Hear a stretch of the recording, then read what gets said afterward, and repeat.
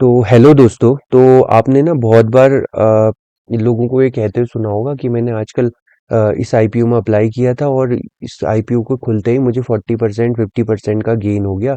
तो आजकल लोगों के बीच क्या है, आईपीओ का बहुत क्रेज है। तो बेसिकली 2020 के बाद ये हो रहा है कि लोगों में स्टॉक मार्केट को लेकर कुछ ज़्यादा ही क्रेज आया है। तो आजकल ये आईपीओ एक एक्स्ट्रा ट्रेंड है जिसमें लोग क्या कर रहे हैं, तुरंत प्रॉफिट गेन करने के लिए अप्लाई कर रहे हैं। तो आज समझते हैं कि आईपीओ होता क्या है और ये काम कैसे करता है। तो चलिए आईपीओ की क्या करते हैं, स्टेप बाय स्टेप प्रोसेस समझते हैं। तो सबसे पहली प्रोसेस जो हम लोग समझते हैं कि आईपीओ होता क्या है, ठीक है। आईपीओ क्या है? तो क्या होता है ना, इसको एक एग्जांपल से समझ लेते हैं। मान लीजिए आपका एक रेस्टोरेंट का बिजनेस है, ठीक है, किसी शहर में। तो और वो भयानक चलता है, मतलब दूर दूर से लोग क्या आ रहे हैं आपके, मतलब दूर दूर से लोग आ रहे हैं आपके रेस्टोरेंट में खाना खाने के लिए। तो वो क्या होता है, आपको एक आइडिया आता है, आप सोचते हैं कि क्यों ना ऐसा करूं कि मैं अपने बिजनेस को दूसरे शहरों में भी लेके जाऊं। तो अब जब आप भी कोई बिजनेस क्या करेंगे, बढ़ाने की कोशिश करेंगे, तो आपको चाहिए मनी। अब मनी क्या होगा, अगर आपको बहुत बड़े लेवल पर काम करना है, अगर आपको रेस्टोरेंट्स की चेन खोलनी है, तो इतना पैसा आपके पास होगा नहीं। तो आप क्या करते हैं, आप जाते हैं बैंक के पास और बैंक से आप क्या करते हैं, लोन के लिए अप्लाई करते हैं। तो बैंक बोलता है ठीक है, मैं आपको लोन दे दूंगा, आपको पर्सनल लोन या जिस तरीके का भी लोन चाहिए, लेकिन उस पे मैं क्या करूंगा, मैं 10% का क्या करूंगा, इंटरेस्ट लूंगा पर एनम। प्लस क्या होगा, आपको क्या करना होगा, कुछ सिक्योर सॉरी आपको क्या होगा, कुछ सिक्योरिटी के तौर पर मेरे पास चीज जमा करके रख के जानी होगी, जिसके एवज में मैं क्या करूं, लोन लूं। मतलब अगर कल को आप क्या करें, लोन मुझे ना चुका पाए, तो मुझे कुछ ऐसी चीज चाहिए जिसको बेचकर मैं क्या कर सकूं, अपना लोन पूरा कर सकूं, ठीक है। तो आपको ये लगता है कि यार ठीक है, अगर मैं लोन लेता हूँ और कल को मान लीजिए मेरा बिजनेस नहीं चल पाता है, तो एक तो मेरा क्या हो जाएगा, जो भी लोन का अमाउंट है वो भी चला जाएगा। प्लस क्या हो जाएगा, मेरी जो सिक्योरिटी में मैंने चीज रखी हुई है वो भी चली जाएगी। तो आपको ये प्रोसेस पसंद नहीं आती है, तो आप कोई दूसरा तरीका ट्राई करने की कोशिश करते हैं। तो आप क्या करते हैं, मोटा मोटा अंदाजा लगाते हैं कि जो आपका रेस्टोरेंट है या रेस्टोरेंट का बिजनेस है, उसकी जो टोटल कीमत है वो हो रही है 100 करोड़, मतलब 100 CR। मतलब बहुत ही तगड़ा बिजनेस है, ये मान के चल रहे हैं हम लोग। अब आप क्या सोचते हैं, मैं एक काम करता हूँ, इसमें से क्या करता हूँ, 50% जो अपना बिजनेस का हिस्सा है वो बेच देता हूँ, ठीक है। तो आप लेकिन ये नहीं चाहते कि आप किसी एक पर्टिकुलर इंसान को 50 करोड़ रुपए आपको दे और आप क्या करें, मतलब ओनली 1 पर्सन आपको पैसा दे और आप उसको अपना बिजनेस भेज दे। तो इस केस में क्या हो जाएगा, वो आपके काम में बार बार इंटरफेयर करेगा, क्योंकि इस 100 करोड़ में से आप क्या है, आप 50% के मालिक हैं और जो ये दूसरा पर्सन है ये भी 50% के मालिक है। तो ये क्या करेगा, बार बार आपके काम में दखल देने की कोशिश करेगा। हो सकता है कि आप दोनों का काम करने का तरीका एक जैसा ना हो, तो आपका बिजनेस इस तरीके से खराब भी हो सकता है। तो आप क्या करते हैं, आप एक दूसरा तरीका ढूंढते हैं। आप क्या करते हैं, इस 50% हिस्से को क्या करते हैं, छोटे छोटे लोगों के बीच बांट के अपना क्या करना चाहते हैं, पैसा इकट्ठा करना चाहते हैं। मतलब ये पैसा हजारों लाखों लोगों के बीच से आए, जिनके पास आपकी क्या हो, जो भी, अब मैं इस रेस्टोरेंट को रेस्टोरेंट ना बोल के कंपनी बोलता हूँ। कंपनी में जो क्या हो, एक एक दो दो परसेंट के क्या हो, ओनर हो, इस तरीके से। तो ये क्या करेंगे, डायरेक्टली आपके बिजनेस में इंटरफेयर भी नहीं कर सकेंगे। तो इस प्रोसेस जिसमें क्या करें, आप अपनी कंपनी को छोटे छोटे पार्ट्स में तोड़ देते हैं, ठीक है। ये आप अपने रेस्टोरेंट को छोटे छोटे पार्ट्स में तोड़ देंगे और मान लीजिए उन छोटे छोटे पार्ट्स को बेचने की कोशिश करेंगे। तो हर जो सबसे स्मॉलेस्ट पार्ट जो किसी कंपनी का बिकने के लिए तैयार रहता है वो होता है शेयर, ठीक है। तो अब ये जो शेयर बेचने की प्रोसेस है, उसके लिए आपको कहाँ जाना पड़ेगा, आपको जाना पड़ेगा स्टॉक मार्केट में, ठीक है। क्योंकि इंडिया में लीगली अपने बिजनेस को बाई और सेल करने की एक ही जगह होती है, वो होती है स्टॉक मार्केट, ठीक। अब आ जाते हैं आपके बिजनेस से स्टॉक मार्केट पे। तो जब भी कोई भी कंपनी स्टॉक मार्केट में क्या कर रही है, कंपनी स्टॉक मार्केट में पहली बार जा रही है, तो डायरेक्ट एंट्री तो ले नहीं सकती है। तो उसको क्या करना होता है, अपना क्या तो चलिए इसको बाद में समझते हैं, पहले ही समझते हैं कि स्टॉक मार्केट में कंपनी किस तरीके से जा रही है, ठीक है। तो कोई भी कंपनी जब स्टॉक मार्केट में क्या करती है, अपने बिजनेस को पहली बार लेके आती है जनता के बीच बेचने के लिए, उसको हम लोग बोल देते हैं आईपीओ। मतलब इनिशियल पब्लिक ऑफरिंग, ठीक है, OFFERING, इनिशियल पब्लिक ऑफरिंग। मतलब जब भी कोई कंपनी जनता के बीच पहली बार अपने बिजनेस को बेचने आएगी तो उसको बोलते हैं आईपीओ, और वो प्रोसेस होती है स्टॉक मार्केट में। ठीक है, अब समझते हैं ये प्रोसेस डिटेल में होती कैसे। तो क्या करती है कंपनी, एक क्या करेगी, इन्वेस्टमेंट बैंकर को हायर करती है। इस बैंकर का काम ये होता है, ये कंपनी का पूरा ओवरऑल डेटा इकट्ठा करेगा, कंपनी का सारे डॉक्यूमेंट बनाएगा कि कंपनी का क्या प्रॉफिट है, कंपनी का क्या लॉस है, कंपनी की कहाँ इन्वेस्टमेंट है, कंपनी अपना रुपया कहाँ से अर्न कर रही है, और कंपनी के बिजनेसेस क्या है। तो मतलब कंपनी की पूरी पूरी जन्म कुंडली बनाने का काम क्या होगा, इस इन्वेस्टमेंट बैंकर का काम होगा। तो जब ये इन्वेस्टमेंट बैंकर कंपनी की सारी चीजें बना देगा, सारा डॉक्यूमेंट इन डिटेल में बना देगा, तो इसको हम लोग क्या बोलेंगे, इसको हम लोग बोलेंगे DRHP। ठीक है, तो इस चीज को हम लोग बोलते हैं DRHP, जिसका मतलब होता है ड्राफ्ट रेड हियरिंग प्रोसेस। ठीक है, ड्राफ्ट रेड हेयरिंग प्रोसेस, तो ये इसका मतलब होता है। तो ये क्या है, एक तरीके से कंपनी की पूरी जन्म कुंडली है कि कंपनी कैसे काम कर रही है, कहाँ से प्रॉफिट आ रहा है, कहाँ से लॉस आ रहा है, ये सारी चीजें। तो कंपनी ने इन्वेस्टमेंट बैंकर को हायर किया, जिसने क्या करा है, अपना DRHP बनाया। अब क्या होता है, स्टॉक मार्केट में अगर कोई भी कंपनी लिस्ट होना चाहती है तो उसको क्या करना पड़ेगा, सेबी से अप्रूवल लेना पड़ेगा। तो कोई भी कंपनी को स्टॉक मार्केट में लिस्ट करने का जो भी परमिशन देना होता है वो सेबी ने देना होता है। तो ये DRHP कौन जाएगा रिव्यू के लिए, सेबी के पास जाएगा। अगर कंपनी को, सॉरी, सेबी को ये लगता है कि हाँ कंपनी अपना जो भी है चीजें सारी जेन्युइन दिखा रही है, तो वो क्या कर देगी, उसको परमिशन दे देगी, किस चीज के लिए, आईपीओ लाने के लिए। मतलब अपना इनिशियल पब्लिक ऑफरिंग जनता के बीच अपने शेयर्स को बेचने के लिए क्या करेगी, लाने के लिए परमिशन दे देगी।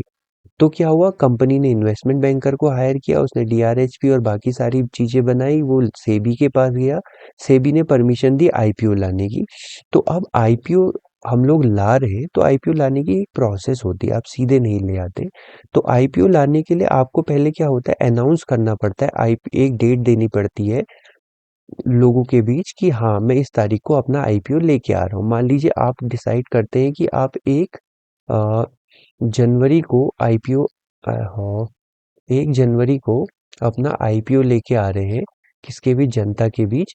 तो आप क्या बताएंगे कि मेरा आईपीओ की क्या है, अनाउंस डेट ये है। और उसके बाद आप लोग क्या करते हैं, एक प्राइस बैंड डिसाइड करते हैं कि आप किस प्राइस पर, ठीक है, अरे किस प्राइस पर अपने कंपनी के आईपीओ लेके आने वाले। मान लीजिए आप डिसाइड करते हैं कि आप 100 से लेके 110 रुपए के बीच अपनी कंपनी के शेयर्स को बेचने को तैयार है। ठीक है, तो क्या है, मतलब आप लोग एक प्राइस भी डिसाइड कर देते हैं। ये क्या है, इन्वेस्टमेंट बैंकर और आप लोग मिलके डिसाइड करेंगे कि आप अपनी कंपनी के शेयर का प्राइस क्या रखना चाहते हैं। तो मान लीजिए आपने 100 से 110 के बीच रखा। तो अब क्या होता है, लोग इस शेयर को खरीदने के लिए अप्लाई करते हैं, लेकिन कंपनी के शेयर्स ना आप एक शेयर या दो शेयर इस तरीके से बाई नहीं कर सकते। आपको क्या करना होता है, लॉट में बाई करना होता है। लॉट में मतलब आपको कंपनी के शेयर्स बल्क में लेने होते हैं। तो कंपनी क्या करती है, करीब 10,000 से लेके 15,000 के बीच एक लॉट का साइज रखती है। तो अगर 10,000 मान लेते, कंपनी के एक लॉट का साइज है, और कंपनी के एक शेयर का जो प्राइस है, वंस कंपनी के एक शेयर का जो प्राइस है वो अगर 100 रुपए है, तो कंपनी के एक लॉट में करीब करीब कितने शेयर्स आ जाएंगे, करीब करीब 100 शेयर्स आ जाएंगे।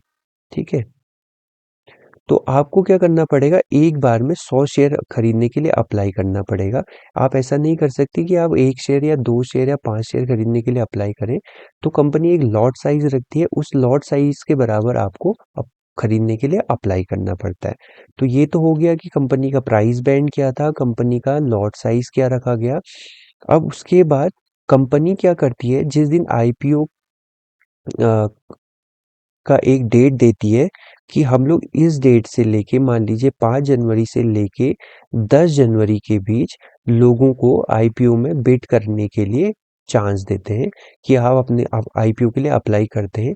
तो अब आईपीओ में आप अप्लाई कैसे करेंगे, तो आईपीओ में अप्लाई करेंगे आप लोग अपने ट्रेडिंग अकाउंट के थ्रू। तो जैसे ही कंपनी का आईपीओ क्या होगा, अप्लाई करने के लिए आएगा तो वो आपके ट्रेडिंग अकाउंट के डैशबोर्ड में दिखना शुरू हो जाता है। तो आप लोग क्या करेंगे, यहाँ से अप्लाई करेंगे तो उसके लिए आपके अकाउंट में करीब करीब 10K रुपीज़ होने चाहिए। जब आप किसी कंपनी के आईपीओ में अप्लाई करते हैं तो ये 10K रुपीज़ क्या हो जाता है, उस डेट के लिए फ्रीज हो जाता है जिस डेट के लिए आपने आईपीओ में अप्लाई किया होता है। ठीक है, तो अब क्या होता है, आईपीओ में जब आप अप्लाई कर रहे हैं तो इसमें प्राइस बैंड जो है, मैंने आपको बोला है कि कंपनी बोल रही है कि आप 100 से लेके 110 के बीच आईपीओ में अप्लाई कर सकते हैं। तो इसमें आईपीओ में अप्लाई करने के क्या होंगे ना, दो तरीके होंगे। एक तो क्या होगा, स्पेसिफिक प्राइस। स्पेसिफिक प्राइस मतलब आपको लगता है कि कंपनी का प्राइस 105 रुपए पे बाई करना सही है, तो आप क्या करते हैं, 105 रुपए पे बाई करने के लिए क्या कर देते हैं, बिड लगा देते हैं। अब होता क्या है, अगर कंपनी 106, 107 या 108 के प्राइस पर ओपन हुई तो क्या होगा, आपको आईपीओ नहीं मिलेगा। लेकिन अगर कंपनी इसके बजाय 103, 104 या 100, 101 के बीच अप्लाई ओपन होता है कंपनी का प्राइस आईपीओ के बाद, आईपीओ आने के बाद, तो आपको क्या होगा, स्टॉक प्राइस मिल जाएगा। तो क्या होता है, जनरली क्या होता है, अगर कंपनी अच्छी होती है तो वो हमेशा ओवर सब्सक्राइब रहती है। ठीक है, ओवर सब्सक्राइब का मतलब हुआ कि अगर कंपनी 1 करोड़ शेयर बेच रही है तो कम से कम 10 करोड़ शेयर्स लोगों ने क्या कर रहे हैं, 10 करोड़ शेयर्स के बराबर की क्या है, वो बिड लगे हुए, मतलब खरीदने वाले ज्यादा हैं और क्या है, कंपनी ने शेयर्स कम निकाले हैं। तो इस केस में क्या हो जाएगा, 1 करोड़ है, अगर 10 करोड़ है तो मतलब कंपनी 10 टाइम्स क्या है, 10x टाइम ओवर सब्सक्राइब है। तो ओवर सब्सक्राइब के केस में क्या करना होता है कि एक तो आप स्पेसिफिक प्राइस में खरीद सकते हैं, दूसरा होता है कट ऑफ प्राइस। तो इसमें आप क्या करते हैं, ऑर्डर ये लगाते हैं कि कंपनी लिस्टिंग डे के दिन मतलब जिस दिन अपने आप को स्टॉक मार्केट में लिस्ट कर रही है, उस दिन आईपीओ जिस प्राइस पे भी लोगों को मिल रहा है उसी प्राइस में मुझे भी मिल जाए। तो अधिकतर केस में अगर कंपनी ओवर सब्सक्राइब हो रही है तो आप क्या करें, या तो कट ऑफ प्राइस पर बिड लगाएं या फिर मैक्सिमम प्राइस पर, मतलब 110 के आसपास अपनी बिड लगाएं। तो इस केस में आपको क्या हो सकता है, मिलने के चांसेस मैक्सिमम हो सकते हैं। ठीक है, तो हमने क्या क्या कहा कि कंपनी ने डिसाइड करी रेंज जिसमें आपने बिड लगाई। बिड कैसे हो गई कि बिड हो गई एक कट ऑफ प्राइस पर, एक हो गई स्पेसिफिक प्राइस पर। ठीक है, तो ये हो गई बिडिंग की बात। अब क्या हो गया, बिडिंग होने के बाद क्या होगा, अलॉटमेंट प्रोसेस होगी। तो अब जैसे क्या है, यहाँ पर खरीदने वाले ज़्यादा हैं और क्या है, कंपनी के शेयर प्राइस कम मौजूद है। तो अलॉटमेंट प्रोसेस में क्या होगा, अलॉट जो होगा तो उसमें अब क्या होगा, रैंडम सिलेक्शन होगा। मतलब जो भी सॉफ्टवेयर या जो भी तरीके से कंपनी के शेयर्स इशू होंगे, उसमें से क्या करेगा, वो रैंडमली लोगों को उठाना शुरू करेगा और किसी भी इंसान के मतलब स्टॉक में अलॉट होने के चांसेस हो सकते हैं। ठीक है, तो अगर 1 करोड़ शेयर्स हैं, 10 करोड़ अप्लीकेंट हैं, तो इसका मतलब क्या है, 10 में से एक इंसान को क्या है, शेयर मिलने वाला है। तो इस तरीके से क्या हो जाएगा, अलॉटमेंट की प्रोसेस एक तरीके से लॉटरी सिस्टम की तरह हो जाएगी कि जिसकी पर्ची उठी उसको क्या हो जाएंगे, शेयर अलॉट हो जाएंगे। तो ये रही शेयर अलॉटमेंट की बात। अब जो मेन मुद्दे की बात है कि स्टॉक मार्केट में आईपीओ से हम लोग प्रॉफिट और लॉस कमाएंगे कैसे, मतलब आईपीओ से हमको प्रॉफिट कैसे होगा, जिसकी बात मैं शुरू में कर रहा था कि 40% या 50% का प्रॉफिट हो रहा है। अब मान लीजिए आपने 100 रुपए में क्या करी, बिड लगाई, और आईपीओ जिस दिन ओपन होता है उस दिन वो होता है मान लीजिए 150 के प्राइस पर ओपन।